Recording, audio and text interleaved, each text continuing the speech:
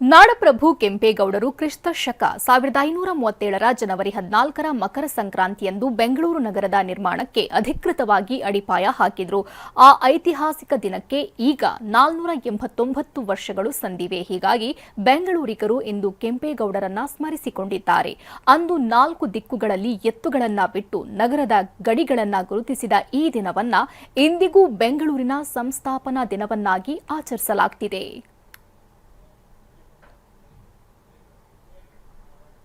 ಈಗ ಬೆಂಗಳೂರಿನ ಇತರ ಸುದ್ದಿಗಳನ್ನ ಫಟಾಫಟ್ ಅಂತ ನೋಡೋಣ. ಜಸ್ಟ್ 5ನಲ್ಲಿ ಮಹಾಲಕ್ಷ್ಮಿ ಲೇಔಟ್ನಲ್ಲಿ ಎಸ್ಬಿಐ ಶಾಖೆಯಲ್ಲಿ ಮೋಸ ಮಾಡಿರುವ ಆರೋಪ ಕೇಳಿಬಂದಿದೆ. ಸಾಲ ತೀರಿಸಿ ಚೈನ್ ಬಿಡಿಸಿಕೊಂಡಿದ್ದಾಗ ನಕಲಿ ಚೈನ್ ನೀಡಿರುವ ಆರೋಪ ಕೇಳಿಬಂದಿದೆ.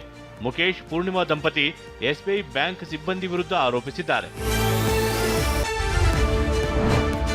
ಆನೆದಂತದಿಂದ ಮಾಡಿದ ವಿಗ್ರಹ ಮಾರಾಟ ಮಾಡುತ್ತಿದ್ದ ಜಾಲವನ್ನ ಜಿಗಣಿ ಪೊಲೀಸರು ಪತ್ತೆ ಹಚ್ಚಿದ್ದಾರೆ.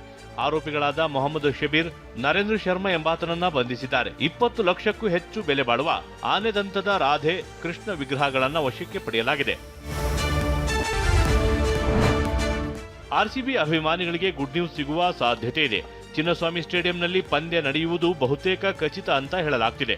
ಷರತ್ತುಗಳನ್ನು ವಿಧಿಸಿ ಪಂದ್ಯಗಳನ್ನು ನಡೆಸಲು ಅವಕಾಶ ಸಾಧ್ಯತೆ ದಟ್ಟವಾಗಿದೆ. ಕರ್ನಾಟಕ ರಾಜ್ಯ ಕ್ರಿಕೆಟ್ ಸಂಸ್ಥೆಯಲ್ಲಿ ಮಹತ್ವದ ಸಭೆ ನಡೆದಿದೆ.